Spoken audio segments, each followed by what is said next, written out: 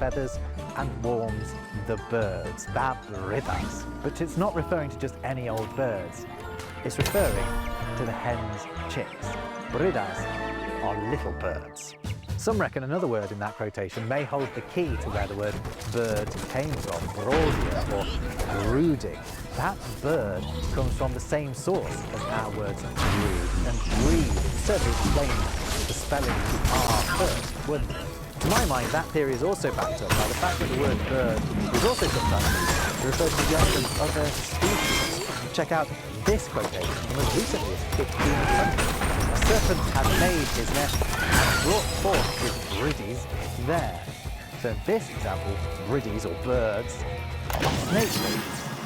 Note, because those also come out of eggs though, don't they? But there is no certainty behind the idea that birds were originally brood, with etymologists saying that the difference in vowel sounds there prevents it from being, a slam dunk.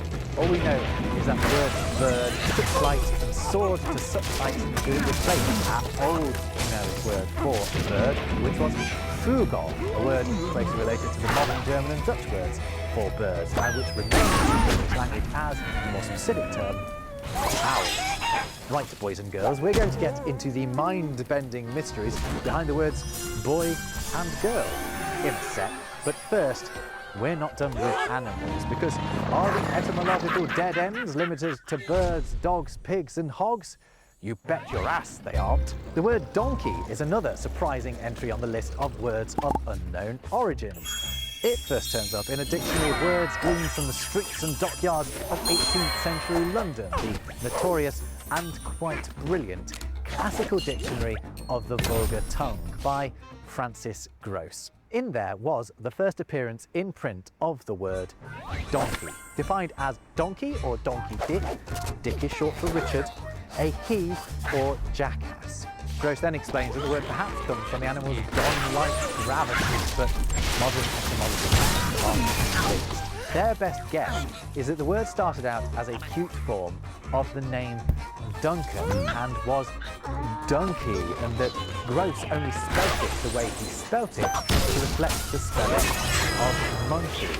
Now that theory makes sense because you have a rich history of naming these helpful companions after fellas. You not only have the Jack and the donkey Dick, stop it, but they've also been known as Neddies in the past as well, which comes from the name Edward. But like I say, that's just a best guess as to its origins. It's amazing that we don't know, given that it has become our main word for the animal that we, for over a millennium, just called an ass. Posterior postscript. The words ass meaning donkey and ass meaning bottom are not related. In Old English, the cute little equid was known as an assa, whereas your butt cheeks were your ass. That word would become arse, and through a much, much later regional variation in pronunciation, ass. So we Brits aren't just being fancy when we say arse. Arse predates your ass by about 1,000 years. Introducing Grammarly, like you've never seen before, your all-in-one writing essential. Recycling is great for bottles, not borrowed sentences. Grammarly's plagiarism checker helps you stay original by catching borrowed lines before they slip through.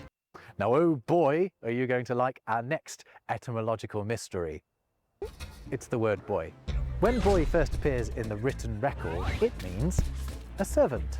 It first crops up in around 1300, so again, the Middle English period after William the Conqueror and his pals have had their way with the English language. Here's a slightly later usage from a letter written in 1480, but it shows that older meaning still being used. It is so that I do send Harry my boy to wait upon my brother this Christmas. The boy in question is his servant, not his son.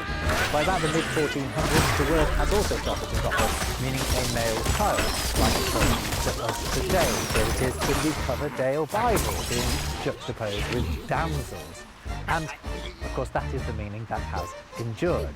But none of this answers the question as to where the word boy came from. Because again, boy sticks out like a sore thumb on the other European words for a young child. I think of French force to explain this next bit, because there are two old French words that might have given us the word boy. The first one is a verb, embrouiller, which meant to chain up, to put in fetters, which fits well with that earlier meaning of boy, doesn't it, of a servant. It's possible that in French-speaking England there was a variant of that, which was embrouiller, and that over time that om got dropped and you just got boyer. So someone who had been put in fetters would be boyer, and in turn, in English now, that becomes boy. That's theory number one. Theory number two surrounds this other old French word, which was boyasse, which meant a female servant. Now that's significant because the word boy traditionally always meant a male servant, even when it meant a servant. So how could that word boyasse, meaning a female servant, get to the word boy, meaning a male servant? Well, the theory is that English speakers thought the ass at the end of boyasse was a feminine suffix, like the s at the end of a lot of other French words. And so they manufactured a male version of that word. So you get from boyasse to the male version, boy, and that becomes boy. Two possible explanations, but no written evidence of either. Annoying. Hence, boy is on our list of words of origins unknown. But before you accuse the lads of letting the side down, let's take a look at the equally indefinable origin of the word girl. When girl first crops up at around the same time as boy, it just means a child, irrespective of gender. This is the first known written usage of the word from a poem written in around 1300. The Admiral's daughter was in the streets there out, and a very great crowd of girls and men came her all about. Girls here doesn't mean young ladies, it just means children. The Admiral's daughter is being mobbed by kiddies and fellas alike.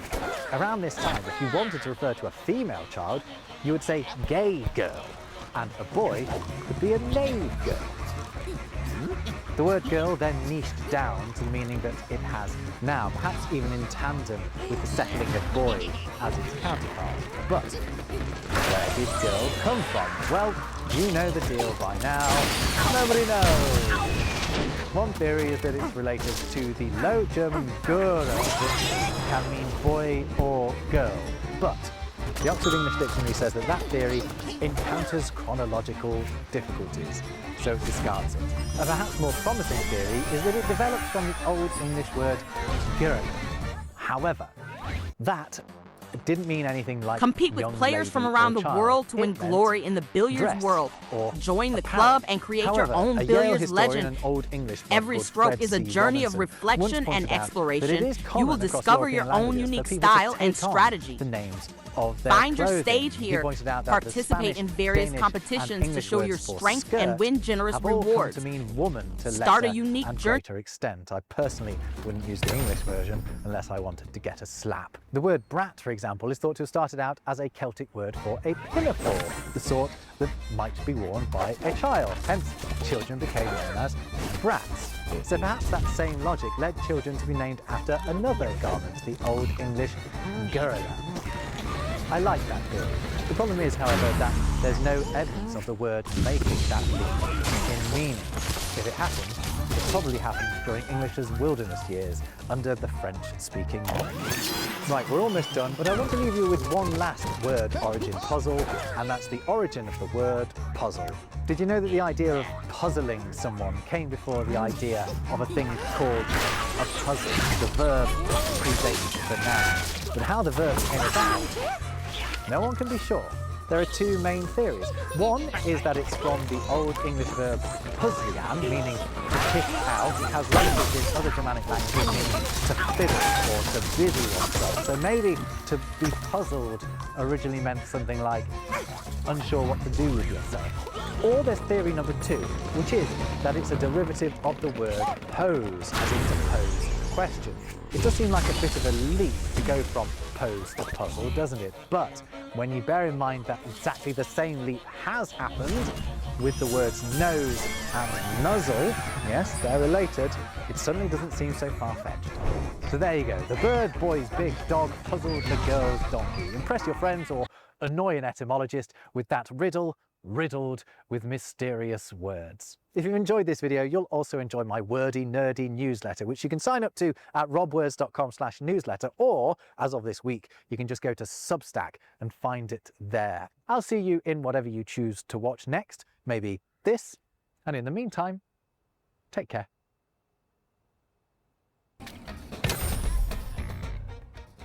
Love Roblox? Earn Roblox digital gift cards with Microsoft Rewards. Sign up for Microsoft Rewards and earn points for your everyday activities when you search on Bing, play on Xbox, and use other Microsoft products. Get started today.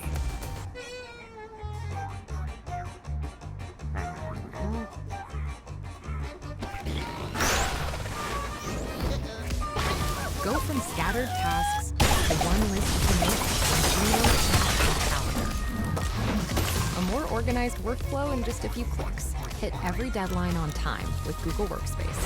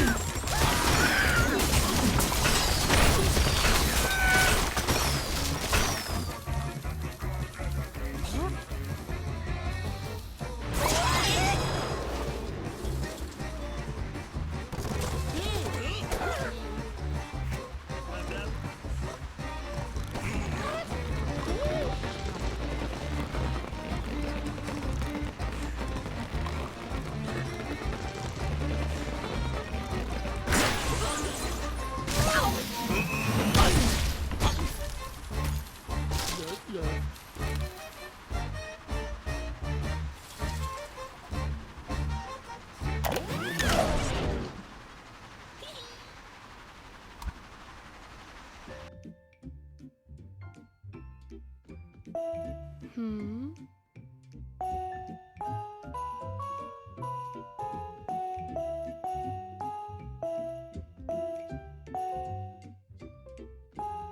Hmm. Hmm.